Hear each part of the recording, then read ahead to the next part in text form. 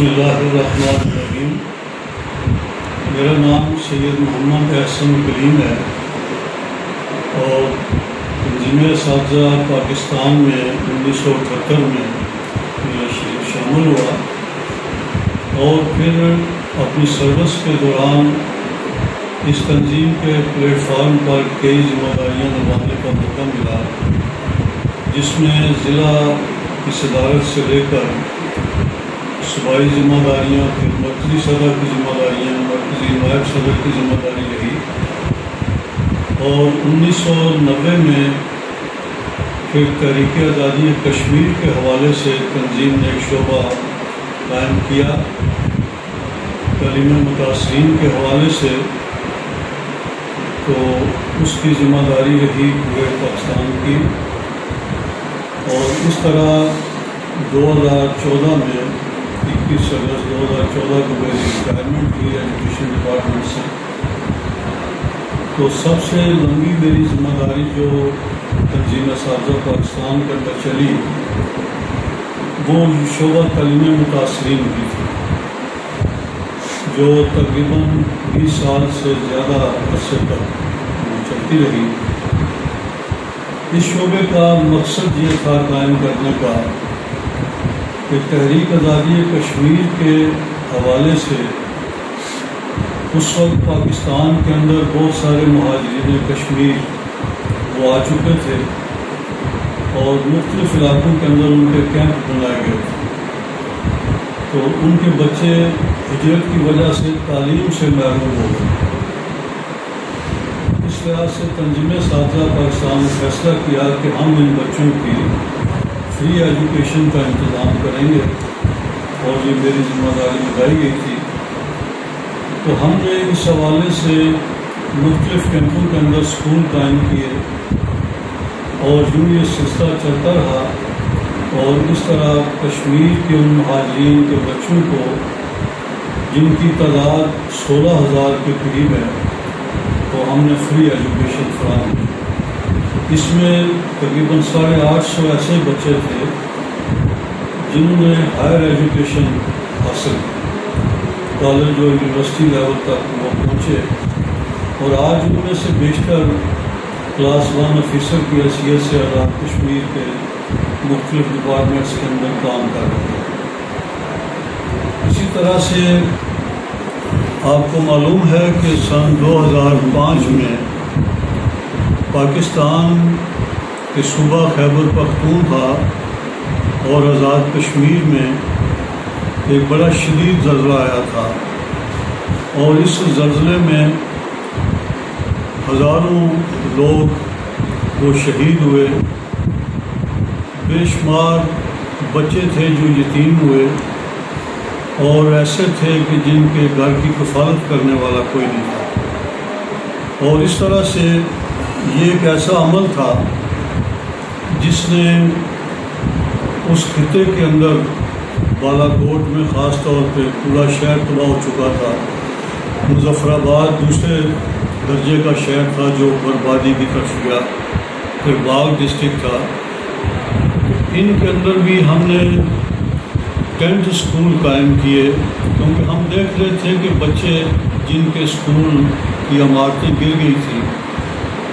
اور ان کے لیے تعلیم کے مواقع ختم ہو گئے تھے، تو ان بچوں کی تعلیم کا کوئی ذریعہ باقی نہیں تھا۔ ہم نے دیکھا کہ یہ بچے جب کوئی امداد لے کے وہاں قافلہ پہنچتا ہے تو یہ ان ٹرکوں اور گاڑیوں کے پیچھے بھاگتے تھے، اور اس طرح یہ بچے بیکاری بنتے چلے جا رہے تھے، بھیک مانگتے تھے، خیرات مانگتے تھے، اور لوگوں سے وہ سامان وہ لے کے اپنے کندھوں پہ اٹھا کے جاتے تھے۔ ہم نے سوچا کہ ان معصوم بچوں کے ہاتھوں میں کتاب ہونی چاہیے اور ان کے کندھوں پہ بستہ ہونا چاہیے۔ اس طرح ہم نے ابتدا میں ٹینٹوں میں مختلف جگہوں پہ اسکول قائم کیے جن کی تعداد 20 کے قریب تھی، اور اس طرح یہ سلسلہ شروع ہوا۔ اس وقت ہمارے سامنے سب سے بڑا مسئلہ یہ تھا کہ وہ بچے صدمے کی کیفیت میں تھے۔ بہت سارے ایسے تھے جن کی آنکھوں کے سامنے ان کے والدین شہید ہو چکے تھے، بہت سارے ان کے عزیز و اقارب فوت ہو چکے تھے۔ تو یہ صدمے سے دو چار بچے تھے، تو وہاں ہم نے کوشش کی کہ ان بچوں کو قرآن پاک کی تعلیم بھی دی جائے اور ساتھ ساتھ ان کی جنرل ایجوکیشن کے حوالے سے بھی کام کیا جائے۔ تو الحمدللہ ہم نے ان کو ساری سہولتیں فراہم کی، کتب سے لے کے ان کی بیٹھنے اٹھنے کی، یونیفارم تک کی سہولتیں فراہم کی۔ اور پھر ایک وقت ایسا آیا کہ ترکی کی ایک تنظیم جو ریڈ کراس کی جو وہاں پہ کام کر رہی تھی، رفائی کام، تو اس وقت 60 کے قریب NGOs کے اسکول تھے۔ انہوں نے سبھی اسکولوں کا جائزہ لیا، تو اس میں ہمارے اسکول کے بچے وہ ہر اس سے مقابلے کے جتنے بھی تقریبات ہوتی تھیں ان میں فرسٹ سیکنڈ تھرڈ پرائز ہمارے اسکول کے بچے لے کے آیا کرتے تھے۔ تو اس بنیاد پہ ان کے ڈائریکٹر نے میرے ساتھ ملاقات کی اور کہا کہ ہم چاہتے ہیں کہ ہم آپ کے اسکول کے بچوں کو ترکی کا وزٹ کرائیں۔ تو اس طرح ہم نے 17 بچوں کو اور ان کے ساتھ 2 اساتذہ کو تیار کیا جو ترکی کی اس NGOs کے اخراجات پر ترکی گئے، اور وہاں پر طیب اردگان صاحب انہوں نے ہمارے ان بچوں کا استقبال کیا، اور بہت ساری تقریبات ہوئی، اور ایک بڑی تقریب وہ صدر ہاؤس کے اندر منعقد کی گئی ترکی میں، جس میں ہمارے بچے اور اساتذہ مہمان خصوصی تھے۔ اور وہاں پر ایک سوال طیب اردگان صاحب نے بچوں سے کیا کہ وہ کون سا عمل تھا جس نے آپ کو بہت جلد غم اور صدمے کی کیفیت سے نکالا۔ باقی وہاں کے تعلیمی اداروں کے بچوں کی رپورٹس ہمارے پاس پہنچی تو ان کا تو پتہ چلا کہ وہ ابھی تک بھی اس کیفیت سے نکل نہیں پائے۔ تو ہمارے بچوں نے ان کو یہ بتایا کہ جہاں یہ ہمارے اساتذہ کی محنت تھی اور ہم نے بھی دل لگا کے پڑھا، وہاں سب سے بڑی چیز جو ہمیں اس میں معاون ثابت ہوئی، جس نے ہمیں صدمے سے بہت جلد نکالا، وہ اللہ کا قرآن تھا جو وہاں پہ ہمیں پڑھایا گیا۔ اور اس قرآن مجید کی خیر و برکت سے ہم اس صدمے کی کیفیت سے بہت جلد نکل آئے۔ تو جب انہوں نے کہا کہ آپ ترکی کے نوجوانوں کو، ترکی کے طالب علموں کو کیا میسیج دینا چاہیں گے، تو ہمارا ایک 7ویں جماعت کا طالب علم تھا، تو اس نے میسیج دیا تمام بچوں کی طرف سے، اور اس نے کہا کہ ہم ان بچوں کو بھی یہ کہیں گے کہ جس طرح ہم قرآن مجید پڑھ کر اس صدمے کی کیفیت سے نکلے ہیں اور اب تعلیم و ترقی کی راہ پر گامزن ہوئے ہیں، تو یہ بچے بھی قرآن و حدیث سے تعلیم حاصل کر کے اپنے آپ کو تعمیر و ترقی کی راہ پہ ڈال دیں اور علم حاصل کرنے کا ذریعہ بنائیں۔ تو یہ ہمارے لیے بہت ہی اطمینان بخش صورتحال تھی، جس نے ہمیں بہت حوصلہ دیا۔ اور یوں ہزاروں بچے ایسے تھے جن کو ہم نے فری ایجوکیشن زلزلے کے دوران وہ دی، اور پھر ہم نے محسوس کیا کہ کچھ ایسے گھرانے بھی ہم نے دیکھے کہ جن کے اندر کوئی کمانے والا ایک ہی فرد تھا، تو وہ زلزلے میں فوت ہو گیا، اب اس گھر کی کفالت کرنے والا کوئی نہیں۔ لیکن بعض گھروں کے اندر ہمیں کچھ بچیاں یتیم ملی، کچھ ایسے بیوگان ملی، تو ہم نے سوچا کہ کیوں نہ ہم اس گھر کی کسی بچی کو اگر کوئی ہنر سکھا دیں تو اس طرح ان کی مدد بھی ہو جائے گی اور یہ اپنے پاؤں پہ کھڑا بھی ہو جائیں گے۔ ان کے لیے پھر ہم نے 5 صنعتی اسکول قائم کیے، ان میں سے کچھ خیبر پختونخوا کے ضلع مانسہرہ کے اندر قائم کیا اور کچھ آزاد کشمیر کہ ضلع مظفر آباد اور باغ کے اندر قائم کیے، اور اس طرح ہم ان اسکولوں کے اندر ان بچیوں کو 1 سال کا کورس بھی سلائی کڑھائی کا کرا رہے تھے، اور ساتھ ہی قرآن مجید کی تعلیم بھی کمپلسری تھی، اور اس طرح سال کے آخر میں ہم ان کو امتحان دلاتے تھے سوشل ویلفیئر ڈپارٹمنٹ کی طرف سے۔ تو جو بچیاں امتحان پاس کر جاتی تھیں ان کو ہم تنظیم اساتذہ پاکستان کی طرف سے، شعبہ تعلیم متاثرین کی طرف سے ایک سلائی مشین تحفہ دیتے تھے، اور ساتھ ہی ایک سرٹیفکیٹ بھی اور ایک قرآن مجید کا نسخہ ترجمے والا وہ بھی دیتے تھے، تاکہ یہ بچیاں اس سلائی کڑھائی کے کام کو سیکھ کر اپنے گھروں میں جا کر باعزت طریقے سے اپنا روزگار اس سلائی مشین سے حاصل کریں، اور قرآن مجید کی تعلیم جو انہوں نے ہمارے ادارے میں حاصل کی، اس کی تعلیم کو وہ ان پہاڑوں کے اندر، دور دراز کے علاقوں کے اندر اس روشنی کو عام کریں، عام لوگوں تک پہنچائیں۔ اس میں ایک واقعہ ایسا میں نے دیکھا کہ جس وہ آج بھی مجھے جب یاد آتا ہے تو خوشی سے آنکھوں سے آنسو نکال کر نکل آتے ہیں۔ وہ یہ تھا کہ ایک دفعہ میرے ایک دوست نے ہمیں کچھ پیسے دیے، وہ زکوٰۃ کے پیسے تھے، اور اس نے کہا کہ یہ آپ جو بھی مستحق لوگ سمجھیں ان میں تقسیم کریں۔ تو ہمارے اس سندھی اسکول کی ایک بچی تھی جو کرنول گڑھی حبیب اللہ کے قریب اسکول تھا، اس کی بچی جو ایک پہاڑ سے آتی تھی پڑھنے کے لیے، تو میں نے سوچا کہ ان کا گھرانہ بھی بہت ہی غریب ہے، تو باقی بچیاں بھی اس طرح تھیں، تو میری کوشش ہوتی تھی کہ اگر زکوٰۃ کی مد میں یا اور کسی مد میں کس طرح کا فنڈ آئے تو ان کی مدد بھی کی جائے۔ تو میں وہ مدد لے کے وہ ایک بچی کے گھر جا پہنچا تو بہت ہی خوش ہوئی کہ آپ ہمارے گھر آئے ہیں، بڑی انہوں نے اپنی جتنی استطاعت تھی اس کے مطابق خاطر مدارت کی۔ تو میں نے پیسے نکالے اور ان کو زکوٰۃ والے پیسے دینے کی کوشش کی، تو اس بچی نے بڑا ہی اچھا ایک جواب دیا، اور اس نے کہا کہ سر پہلے ہم زکوٰۃ لیتے تھے اور واقعی ہماری گزر بسر نہیں ہوتی تھی تو ہم زکوٰۃ سے اپنا گزارا کرتے تھے، لیکن اب جو کام میں نے سیکھا ہے سلائی کڑھائی کا، اور اب میں اس سے اتنا کما لیتی ہوں کہ اب ہمیں زکوٰۃ کی ضرورت نہیں ہے۔ آپ یہ زکوٰۃ کے پیسے اب کسی اور مستحق گرانے کا انتخاب کر لیں اور ان کو یہ آپ گفٹ کریں۔ تو اس نے شکریہ کے ساتھ وہ پیسے مجھے واپس لوٹا دیے۔ اس دن مجھے اتنی خوشی ہوئی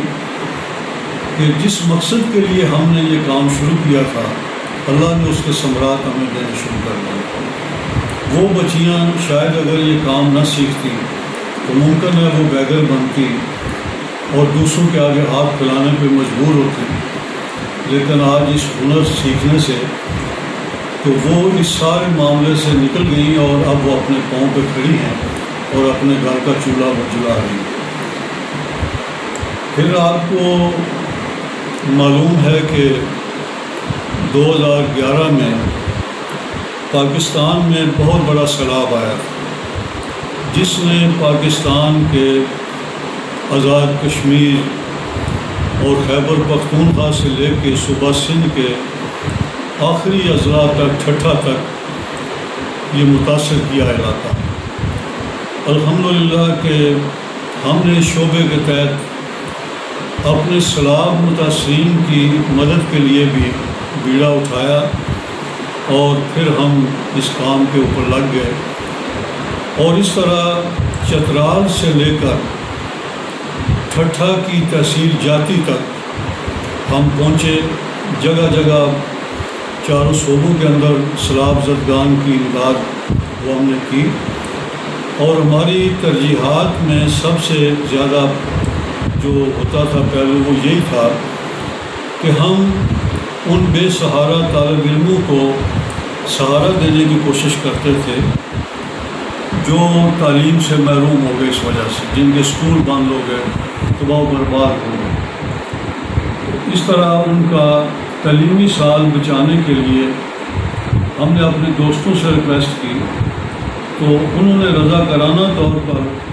چھٹیوں کے اندر کوچنگ کا کام شروع کیا، اور اس طرح 1,35,000 بچوں کو ہم نے فری تعلیمی کوچنگ ان کی کی، اور اس طرح ان کو بستے، کتابیں، یونیفارم، کپڑے اور ان کے گھروں کی دیگر ضروریات کا سامان وہ فراہم کیا۔ اس سارے کام میں جو ہمارے دوست اس میں پیش رہے، اگر میں ان کا تذکرہ یہاں پہ نہ کروں تو یہ بھی میں سمجھتا ہوں کہ شاید اس کام کے تعارف میں یہ بات ادھوری رہے گی۔ اگر میں خیبر پختونخوا سے شروع کرتا ہوں تو وہاں مصباح الاسلام صاحب اور ارشاد احمد جگڑا صاحب، اور چترال سے میاں ضیاء الرحمان صاحب، اور پھر آگے نکلے پنجاب کے اندر آئیں تو پنجاب میں ہمارے دوست پروفیسر افتخار ہاشمی صاحب، پروفیسر جلیل صاحب، پھر پروفیسر عطا محمد جعفری صاحب، اور اس طرح بے شمار دوست جنہوں نے پنجاب میں ہماری معاملت کی، رہنمائی کی کام کے حوالے سے۔ آزاد کشمیر کے اندر سلیم اوان صاحب تھے، سید سلیم شاہ صاحب تھے، محمد لطیف عباسی صاحب تھے، عبدالوحید چودھری صاحب تھے۔ ان لوگوں نے سیلاب زدگان تک اور ان کے بچوں تک پہنچنے میں ہماری بہت مدد کی، اور اس طرح صحیح رہنمائی کرتے ہوئے وہ مستحقین تک ہمیں لے کے پہنچے۔ اگر ہم بلوچستان میں جاتے ہیں تو وہاں پہ محمد موسیٰ منگلیو صاحب اور رحمت اللہ مینگل صاحب اور اس طرح دوسرے دوست احباب نے ہماری معاملت کی۔ اور سندھ میں جب ہم داخل ہوئے امداد کے حوالے سے تو کشمور میں احمد بخش سولنگی صاحب ہراس اسکول کے بانی اور پرنسپل وہ تھے، حبیب اللہ پٹھان تھے کنگکوٹ سے، اور آگے نکلے تو پھر شکارپور میں محمد حسین سومرو صاحب تھے۔ اسی طرح سے آگے بڑھتے بڑھتے پھر منصورہ دینی درسگاہ جو ہے اس کے اساتذہ اکرام، پھر ہم جب حیدرآباد جاتے ہیں اور اس کے گرد و نواح میں جب ہم گئے تو وہاں سے پروفیسر نصر اللہ لغاری صاحب، ان کے والد محترم پروفیسر ڈاکٹر عبدالجبار عابد صاحب، اور اس طرح ان کے ساتھ عمران صاحب، ان دوستوں نے ہماری بہت ہی مدد کی، اور یوں ضلع ٹھٹھہ کی تحصیل سجاول اور جاتی کے آخری مقامات تک، سمندر کے کناروں تک یہ ہمیں لے کے گئے، اور وہاں ہم نے یہ تعلیمی سہولیات کی فراہمی کا کام کیا۔ اگر یہ مخلص دوست ہمیں میسر نہ ہوتے تو شاید ہم ان علاقوں تک پہنچ نہ پاتے، اور صحیح مستحقین تک ہم اپنے ان ذرائع کو، ان وسائل کو نہ پہنچا سکتے۔ اس موقع پر میں یہ محسوس کرتا ہوں کہ تنظیم اساتذہ پاکستان کے شعبہ تعلیم متاثرین میں جہاں بھی زمینی اور آسمانی آفات آئیں اور اس سے لوگ متاثر ہوئے، تو اس شعبے نے آگے بڑھ کر لوگوں کی مدد کے لیے اور خاص طور پہ نوجوان نسل کی تعلیم اور ان کی رہنمائی کے لیے کام کیا۔ آج بھی ضرورت اس امر کی ہے کہ پاکستان کے تعلیمی اداروں کے اندر ایسی ہی رفائی سوچ اور فکر رکھنے کی ضرورت ہے اساتذہ اکرام کو، اور اگر ہم مل جل کر اس طرح کے رفائی کاموں کو جاری رکھیں تو نہ صرف ہم اپنی نوجوان نسل کو صحیح رہنمائی دے سکتے ہیں، بلکہ پاکستان کی تعمیر و ترقی کے لیے بھی اپنا بہت ہی مثبت رول ادا کر سکتے ہیں۔ تو میں آخر میں آپ کے میڈیا کا، آپ کے ٹی وی چینل کا بہت ہی شکر گزار ہوں کہ آپ نے آج اس انٹرویو کے ذریعہ سے یہ آواز پاکستان کے مختلف علاقوں تک، لوگوں تک پہنچانے میں معاونت کی۔ اللہ تعالیٰ آپ کو جزائے خیر عطا فرمائے۔ اور یہ کام ظاہر اس دور میں میڈیا کے بغیر بھی ممکن نہیں ہے، لوگوں تک اویئرنیس پہنچانے کی ضرورت ہے۔ اور اب ریٹائرمنٹ کے بعد میں کوشش کر رہا ہوں کہ تھرپارکر سندھ کے اندر واٹر پروجیکٹس ہیں وہ لگا رہے ہیں، اور اب تک تقریباً ریٹائرمنٹ کے بعد 550 کے قریب ہم واٹر پروجیکٹ لگا چکے ہیں۔ پورے تھرپارکر کے اندر ہم پہنچتے ہیں، اس کی 7 تحصیلوں میں جاتے ہیں، اور اس طرح کچھ مساجد کی تعمیر کا کام بھی ہم نے کیا ہے۔ اور اس وقت بھی نتواری تحصیل کھلوئی ہے تھرپارکر کی،